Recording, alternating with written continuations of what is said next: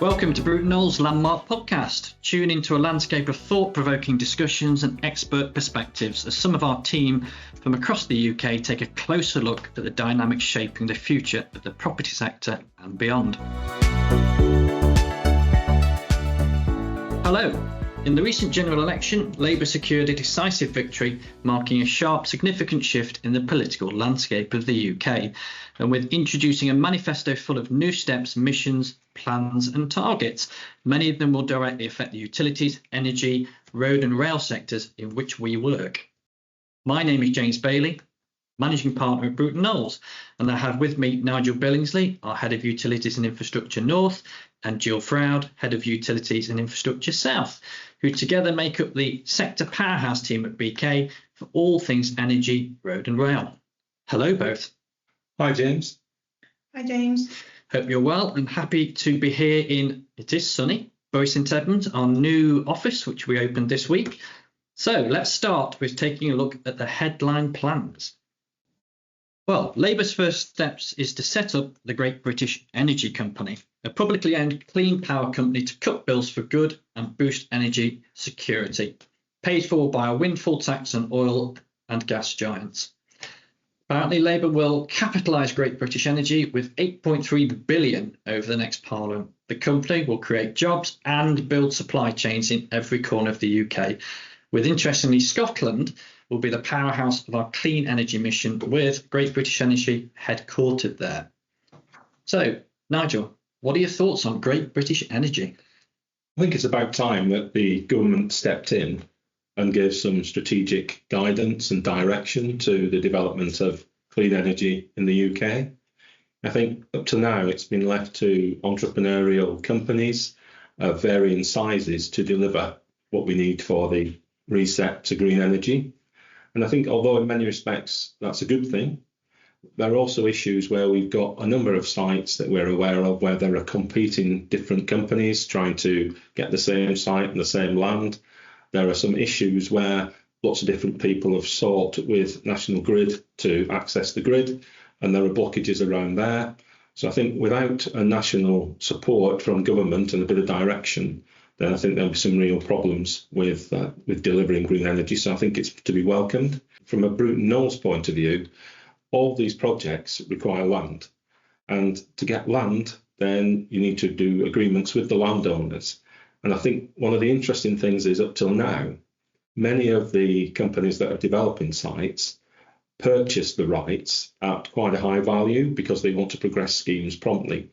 But potentially with the government back in there, they'll be able to rely on their compulsory powers more so that the cost of these sites will reduce to the public purse whilst not being quite as attractive to the landowners.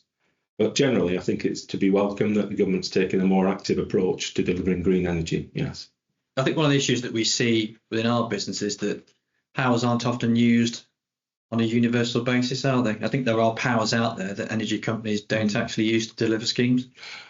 I think that's right, James. And I think one of the problems that we've got is that the powers are quite Byzantine to use sometimes, with projects taking years and years, even though the DCO process has been designed to streamline projects. The problem is that they still take a huge amount of time and effort. I was speaking to a colleague earlier today who pointed out there are over 100 professionals employed on one particular DCO project. And that's not one of the larger projects in the country. So the cost of actually getting things through and the risk of getting things through those processes is potentially a problem. Yeah, I think we're all conscious of the fact that there has to be some streamlining in order to speed up the delivery of these projects. It's interesting in the Labour manifesto, they put that the National Grid has become the single biggest obstacle to the deployment of cheap, clean power generation and the electrification of industry, with grid connection dates now being offered into the late 2030s. Clearly, that is a major issue for businesses. It's also a major issue around expanding new towns, developing extra businesses. How do you think they're going to solve that, Jill, in terms of from where we currently are? Just because they're setting up a Great British Energy Company, they've got to do something fairly seismic in order to get the DCO process speeded up. Yes, James, I think one of the biggest challenges from my perspective is the resource across the whole of the UK.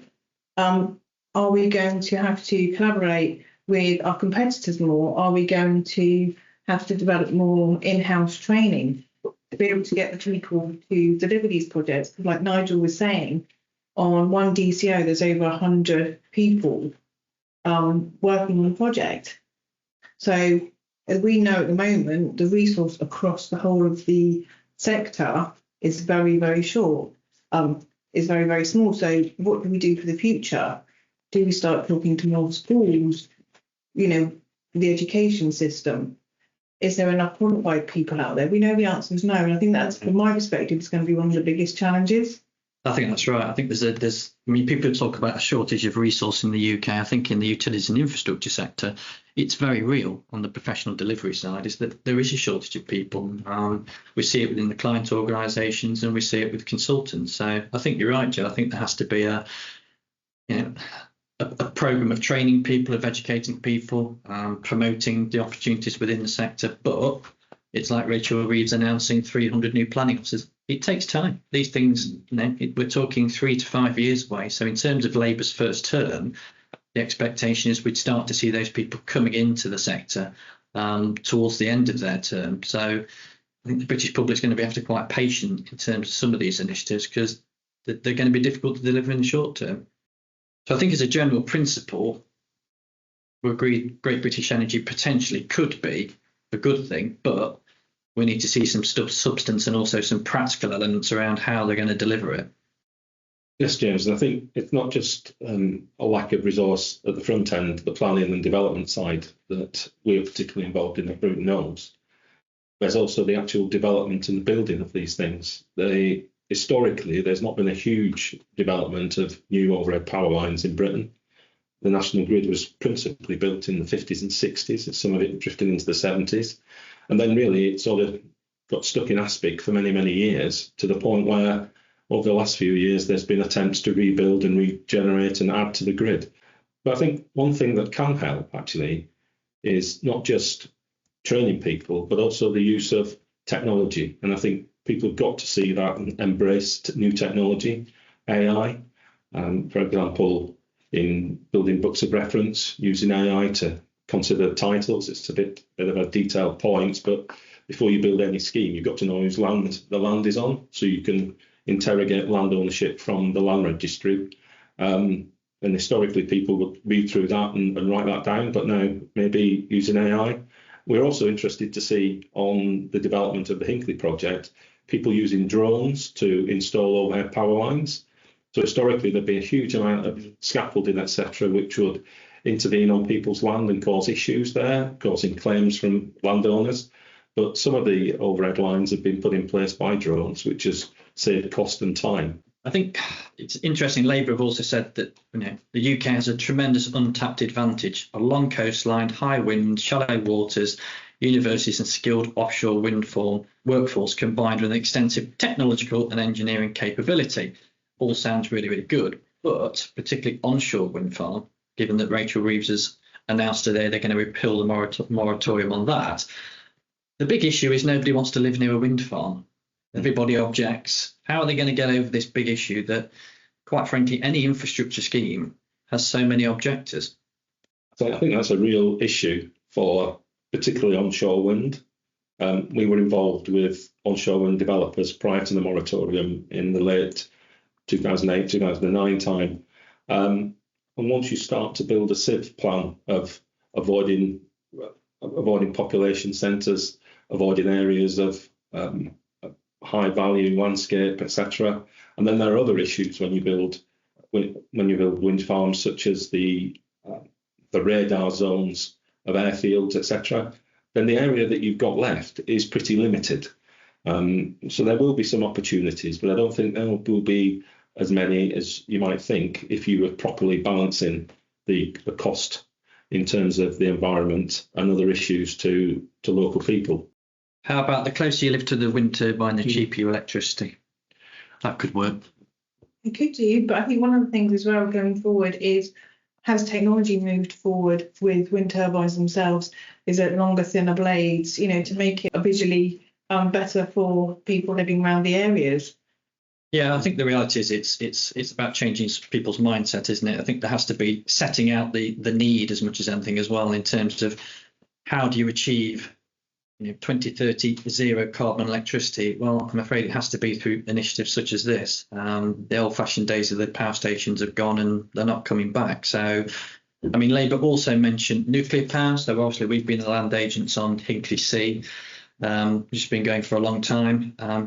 A very long time. I think the sort of 20 to 25 years to build a nuclear power station is another issue. They've also mentioned new nuclear power stations such as Sizewell C and small modular reactors will play an important role in helping the UK achieve energy security. So I think in truth, it's not just about renewables. The nuclear sector has to come back into the fore, because certainly when Horizon left the market, the Japanese company, that saw a big hole in our nuclear provision. So really, I suppose the problem is with the UK is that it's slightly fragmented, I think, in terms of its current provision. So I think one of the advantages of the energy company is it can help to pull things together. I suppose it really depends who they put in charge of it and who they put on the sort of the board of running it. So we shall see. I think another thing that they need to consider is the hydrogen market, which is something that's quite interesting out there. And I think if you can connect renewable energy to hydrogen development, then that would be quite useful. But I think the whole system at the minute, I think, is fragmented. And so I think that's the best point about Great British Energy, is actually pulling things together. I think hopefully they'll get the right people and they'll get the right legislation that allows that. But the truth is that there needs to be some sort of change in the balance between objectors and landowners versus the need to push these things through the system. And I think unless you get a better system for allowing these things to get planning permission and compulsory purchase powers, then these schemes won't progress. I think that's the key to it. Yeah, that's the great danger. Or if they don't progress, they take a lot longer to deliver than first envisaged, because I think we've all worked on schemes where by the time they've been finished, they've missed their original timeline by some significant way. So I think it's speeding up the process within the system, but actually getting out the other side.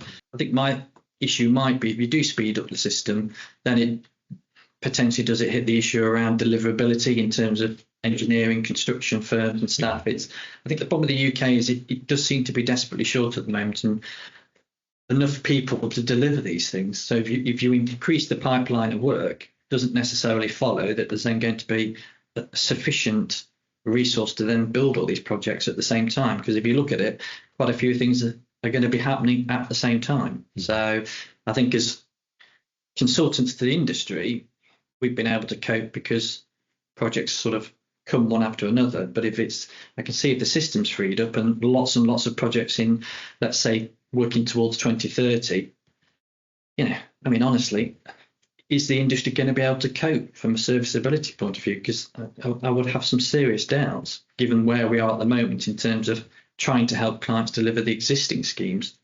I think you're right, James. I think the problem at the minute is if you keep the same regulatory framework, then there aren't sufficient numbers of people that know their way around that, from the legal side, the ecology side, the actual engineers developing schemes, as well as land and property consultants.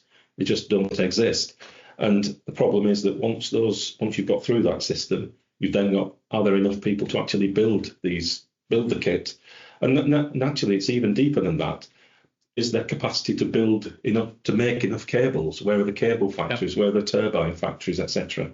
And I think, unfortunately, we've missed the boat on that, and quite a lot of that material is imported from other countries. And so effectively you're working in an international market. So who's going to pay the most for turbines? And that's where they'll go first. But I do think that by having a better plan and giving people better certainty, then you'll be able to book in that kit. One of the problems historically is that people like National Grid, etc., they're confined to do what they're asked to do by their new customers, rather than standing back and saying, for example, we know we're going to put new overhead lines into East Anglia, but until somebody gives them a commission to do that, they're not able to do that. They're not able to build the extra capacity in there. I think across the board with everybody we were working with probably over the last year are now reverting to underground, but then it comes at a cost. So, and this is the other thing that we need to discuss as well, is the cost of all of this, because a lot of the cabling will be underground, but it's very, very expensive. You know, is this something that the government's going to fund through the new business? Yeah, it's interesting because I think the National Wealth Fund that's been announced, so capitalisation at 7.3 billion over the course of the next Parliament. The new National Wealth Fund will have a remit to support Labour's growth in clean energy missions. So sounds great, but I think the difficulty is 7.3 billion. It sounds a lot, but as you say, Jill, is it enough? How much is that going to be able to facilitate? Does that need to be grown significantly over the next 5 to 10 years? So I think as a principle, it's a good idea. We'll just have to see in practical terms what that 7.3 billion can actually deliver over time. Because as we know, schemes are very expensive. And to be fair to HS2, love it or hate it, what it has taught everybody in the British public in the UK is that, you know, if you get it wrong from a budgeting perspective, it's horrific. You know, they talked about 30 billion to start with, and they'll probably top out at 130 billion. So I think there has to be a lot more tightening up on the cost of schemes and making sure that they are deliverable. Because the Wealth Fund effectively can deliver a lot or a little, just depending really on where its focus goes. So, I mean, do you think it's a good idea, Nigel, as a principle, the Wealth Fund? I think it's a good idea, but I think it's not enough to deliver what needs to be delivered. And so I think the concept of using that to partner with others is key. And I think if the government partner with others, it gives a legitimacy to a project that perhaps isn't there and it's just a private sector scheme. Not that private sector schemes aren't legitimate in their own right, but I do think the push from government will assist. And hopefully if they point that funding in the right direction, then that'll be useful. And I think as well, they can do quite a lot internally, where often when we're undertaking projects and schemes, we come across effectively government-owned land. So crossing highways, crossing railways, etc., crossing crown land. Sometimes organisations that are effectively within the sphere of government can be quite proactive in terms of seeking a proper return or a valuable return. And is that something that maybe government can start to think about? How do government make sure that when an overhead line scheme crosses a road and a railway and a river, that can progress really quickly?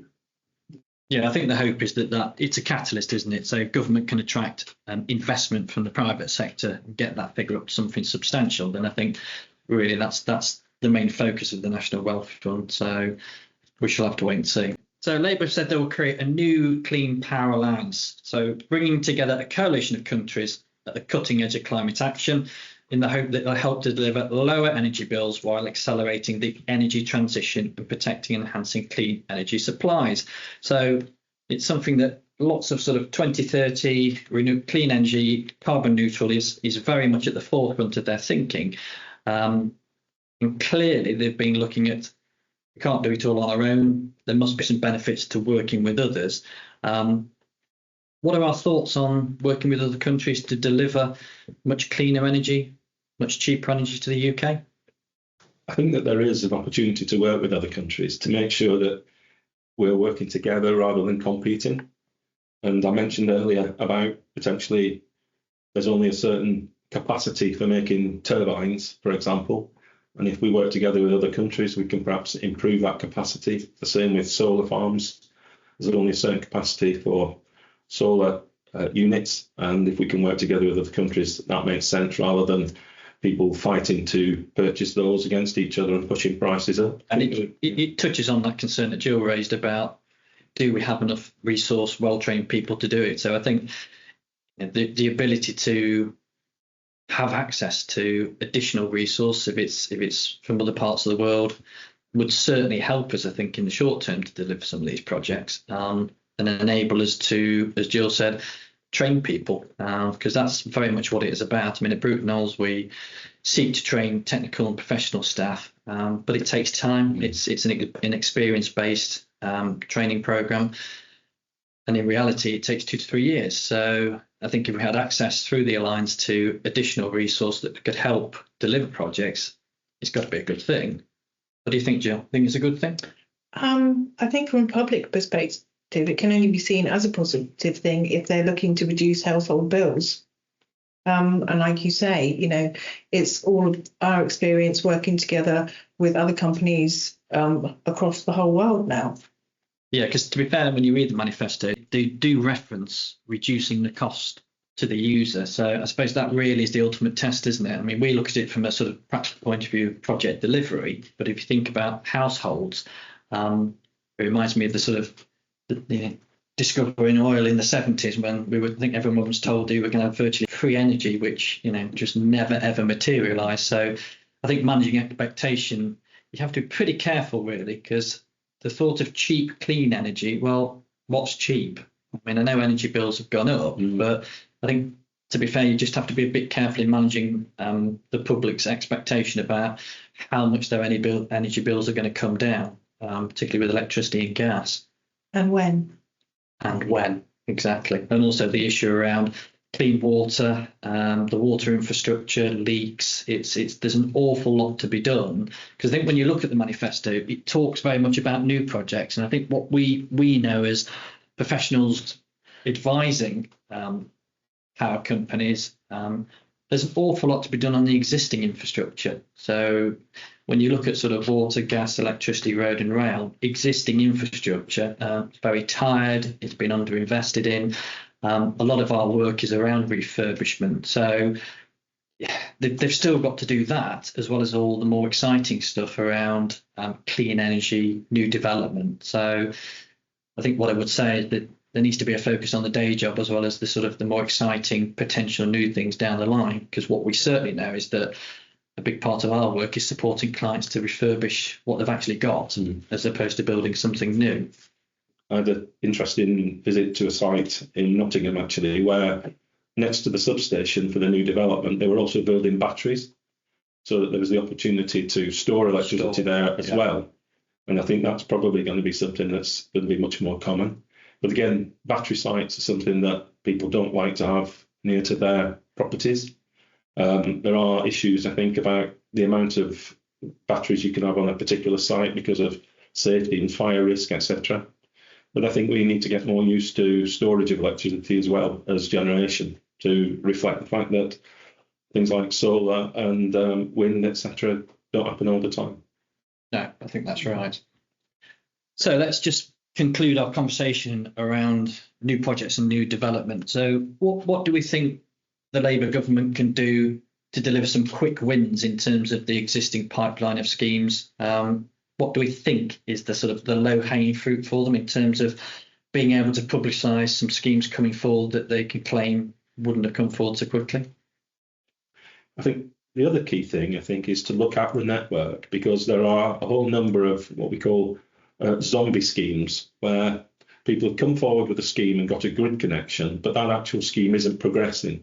And I think the government need to accelerate with Ofgem. I think this is in the works anyway, but to say, look, if you've got a scheme that's ready to go, then you can jump the queue and get a connection, rather than sat there waiting for a scheme that isn't ready to go, but blocking those connections. I think those two things are probably something you could do pretty quickly this year. Classic case of greasing the wheels, isn't it, really? Sort of oiling the wheels of the process. So, Jill, what would your magic wand do? I think my magic wand would be actually reforming the planning process. That's one thing that they really need to focus on very, very quickly, as well as it's a quick win, investing in people, because it has a massive long-term effect in a positive way. Yeah, I think so. I think as a sector, it has an enormous opportunity to provide employment and career opportunities for people. I think it's something that government needs to shine a light on, probably through its new energy company, that it can create an awful lot of opportunities for people in the UK. And we know historically in history that where governments have invested heavily in UK, it stimulates growth within the economy and provides these critical jobs and careers for people. So I think for me, alongside what you've said, is that really it is pointing out to the UK people that it's an opportunity for growth and stimulus and for training people. It sounds great. I think in terms of low-hanging fruit, it's about deliverability for me. So I think Nigel's right, and Jill, that effectively cherry pick, deliver some schemes, and off the back of that, use that as an impetus to speed things up. So there seems to be a theme in the manifesto, and Labour have said that they're going to create a new National Infrastructure and Service Transformation Authority, which doesn't roll off the tongue very well. I'm sure people know it just for its abbreviation, but at its heart is about forging ahead with new roads, railways, reservoirs, and other nationally significant infrastructure. They point out the planning regime acts as a major brake on economic growth, and Labour will make changes that they need to forge ahead with these new projects. So as an aspiration, absolutely great. So it's really about the practicality of how easy is that going to be to achieve. I'd say in the short term, really, it means it doesn't exist at the moment. So what are our thoughts on setting it up? Because it's another government body that's going to be intervening in the infrastructure world. So what are our thoughts on that? I think that there's a lot of people working in this area at the minute, and that the government need to step back, think about what they want to do, and think about the best way of delivering that, and which levers they can pull to make the changes that are required. And I think what they ought to do as well is to just have regard to the fact, the national grid itself was probably put up in the space of about 15 years. So these can be done if there's a will to do something. And I think there's some real positivity with the new government. The impression is that they're here to progress things really quickly. And I think that really is around getting the right people with the ability to pull the right levers to get things moving. But it can be done if there's a will. There's a lot of good things in there around speeding up planning, but I think to some extent we've heard it before from previous governments around planning, because planning impacts the whole of the UK economy. Tends to be focused around housing, new housing, but I think from an infrastructure point of view, planning does need to be simplified where it can, which is something that you picked up on, Gill, in order to speed up the process. I think one of the issues is the lack of planning officers, and local authorities are short of planning staff, which is why applications take an awful long time. So I think it's about addressing resource at that level to get the process going, I think, as much as anything, because I don't think they're proposing to throw away the planning regime, perhaps simplify it a little bit, but there still has to be planning to get schemes delivered. I think one of the things they've got to think about is current balance, particularly when it comes to purchasing land and CPO, between the compulsory purchase of land versus the compensation that people get, because we're signed up to Human Rights Acts, and the Human Rights Act, one of the key elements of that is that you have a right to your property, right to peaceful use of your property. And the compulsory purchase of that really can only happen where there's something that is required in the public benefit and that appropriate compensation is balanced. And one of the issues is, I think, that if we move forward really quickly without a proper legislative base, then everything will just grind to a halt because there'll be lots of legal challenges. So we've got to deal with that as well as just allowing people to progress and push on with the planning side. But I think, as Gill said, that making the planning system much simpler is helpful. But I think, as you said, James, there are issues with that, and governments have tried to do that year on year. But the problem comes when you actually try to implement it against the balance of human rights and people's right to be consulted. So I think in reality, if we are going to achieve what we need to do for net zero, then I think there needs to be a change in the balance between the need to deliver this for the overall betterment of the country versus the opportunities for local people to object to schemes, etc. So I think if it's actually going to be achieved through the planning system, changing the balance would be required through legislation, which not everybody will be too keen on, but I think that's probably what has to happen. I think that's absolutely right. I think some of it's around explaining the bigger picture, and there's a PR piece around it, because if you are to change and simplify, then it has to reflect the fact that perhaps people can object, but not necessarily in the way that they can do at the moment. So, but I do think there is a real benefit to having actually something called Great British Energy, which effectively everybody in the UK is to some extent a shareholder of, versus private entities coming to develop schemes. Yeah. Because we go back to privatisation that I recall back in the day, people pointed to how organisations such as the old electricity board suddenly became private companies. And some of the people did really well on that. And landowners would say, well, hold on, why would you come and take my land to effectively benefit the shareholders of another investment company or quite often some other country's investment fund? Yeah. And the problem is that's not too easy to argue against. Whereas if you say this is part of Great British Energy, it's for this country, it's part of a sort of a swell of national pride, really, to get this done for Britain. And I think that will be much more helpful in talking to people, because certainly that concept of why should I suffer to let somebody else make a profit, that's something that comes over and over again from landowners. So I do think Great British Energy as a concept can help with that. Yeah, certainly from a hearts and minds perspective, because dealing with landowners is challenging as it is. So I think that's right. I think that it's, as we know, since privatisation, quite a lot of the energy companies are foreign owned as well. So I think it's something that's very much UK focused, and for UK, the benefit of UK taxpayers. Yeah, I think you're right, Nigel. I think it will have a change of emphasis, particularly if it's seen to start delivering projects that have been held up in the pipeline for quite a while. So I think they're all interlinked, like everything, isn't it, at the end of the day? Before we close off, it'd be good to touch upon railways. I mean, we've worked on heavy rail and light rail, just trams and trains. Labour have basically committed to taking back franchises when they come to the end of their current licence period. And they've also highlighted the service in the north, which we know is, compared to other parts of the country, pretty poor. I mean, we're not touching on HS2. What about the general railway network in terms of improvements that need to be made in the next 5 to 10 years? I think we do a lot of work with Network Rail, and I think one of the key areas is the Transpennine route.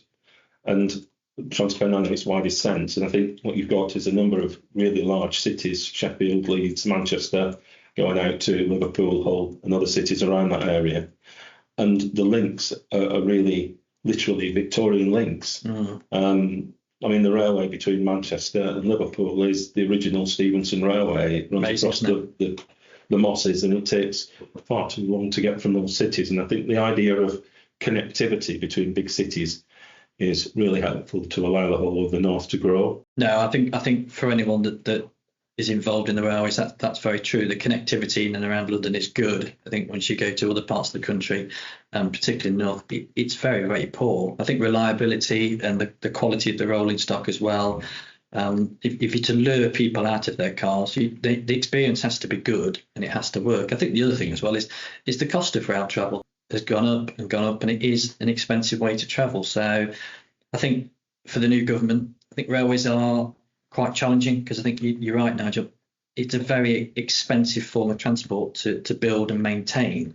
And I think that in itself is going to cause issues moving forward for the government, because it's just about funding at the end of the day. So I think they can all take a view on how the operators have done in terms of reliability. But at the end of the day, I will suspect, unfortunately, it's just going to be hard-earned cash that's going to help to fix some of the issues with the railways. Firstly, as you say, it's really expensive. And secondly, by the time you've travelled to the station, parked up and took the train and back, there's really no benefit in terms of time. Certainly because of the cost, people tend to travel by car. And having travelled back from London with you on several occasions without a seat until you get to Peterborough, it's not always a great experience. It's not. Getting people to fall in love with railways again is when you look at their heyday, it was really one about they were shifting goods and services across the whole country efficiently. If you go back to the heyday of the railways, it's the Great Westerns, it's the LMS, it's all those branded individual companies that had a certain romance about them, different coloured liveries.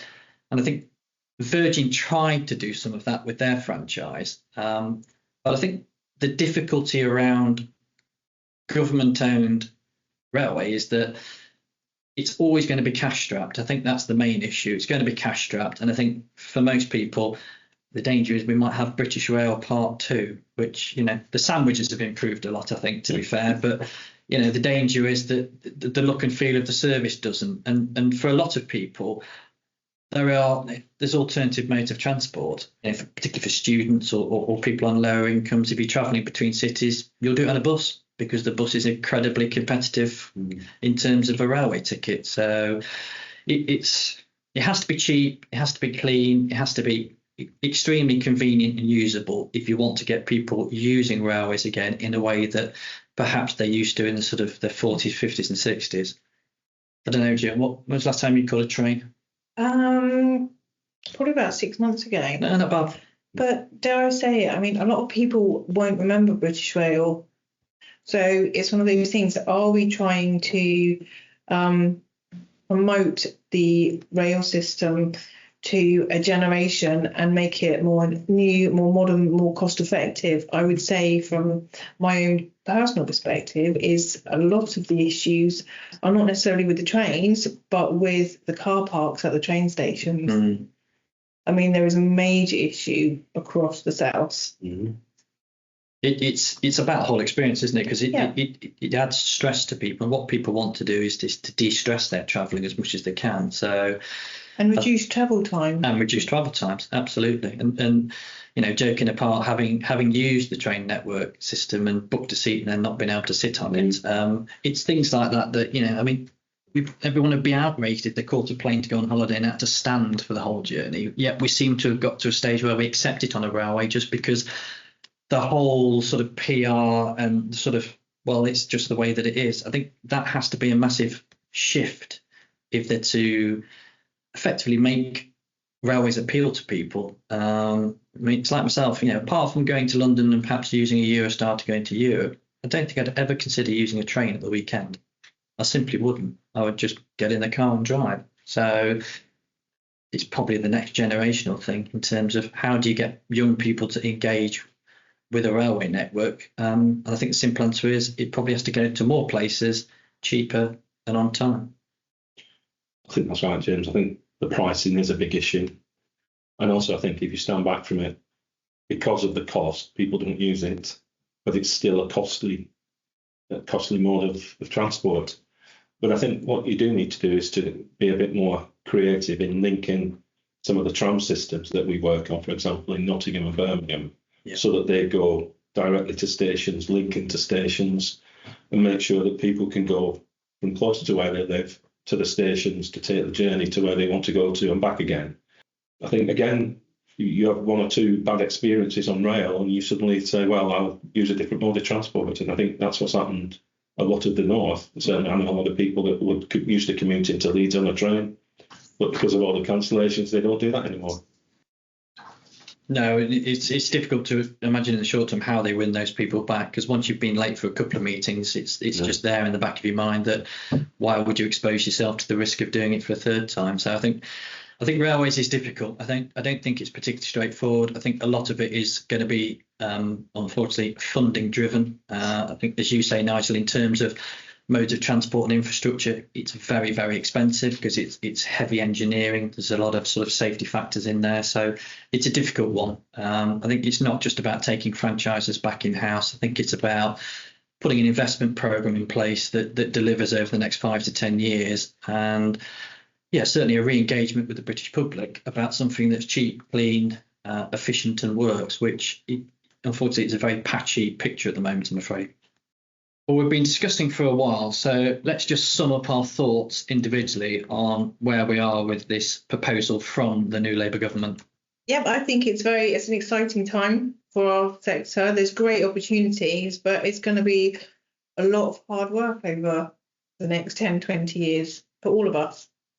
I think that's right, Jill. I think it's challenging for the new Labour government. I don't think anyone can say that it isn't, but I think what I would say within the manifesto is they certainly seem to have highlighted the core or the key areas that we working in the utility and infrastructure sector know need tackling. So road, rail, gas, water and electricity, planning is an issue, access to the grid is an issue, the speed of schemes coming forward is also an issue. So I think they've done the right thing. They've shone a light on the key issues, which is great. And I think the challenge now is to start moving into that delivery phase of setting up these companies, working with the private sector, get investment streams in place, and then really, from their perspective, it's trying to look for the low-hanging fruit, the easy wins that they can point to and say, look, it's starting to work. But I rather suspect at sort of cabinet level, it's going to be something that's going to be discussed on a regular basis, because it's pretty key to growth. I think if they get infrastructure right, it helps to underpin growth.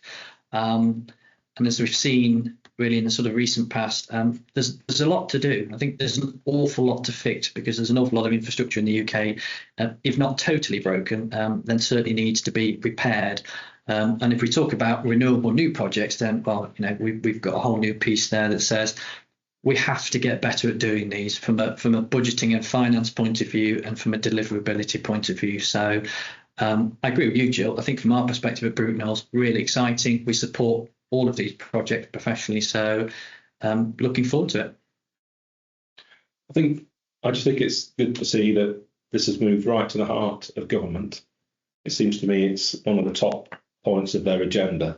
And I think by setting up their separate company, they can put some strategic thought into delivery of the new energies that we need. And I think at that level, it's to be applauded. I think it's always difficult to translate concept into reality, but I suspect they're going to give it as good a go as they possibly can, given it's so core to what Labour want to deliver. With that, we'll bring this episode of Landmark to a close. We've covered a lot of ground, and most likely are going to have to swing back to this subject matter as the months move on, and we can really take a view on what projects move forward and perhaps those that do not. A huge thank you to Gill and Nigel for joining me today and for sharing their thoughts and experience.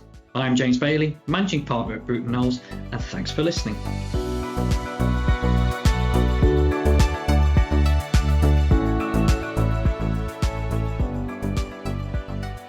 Landmark is a podcast produced by the independent national chartered surveying firm Bruton Knowles. The firm, first established in 1862, operates throughout the UK from 14 hubs with specialist teams working across all sectors and for a national client base.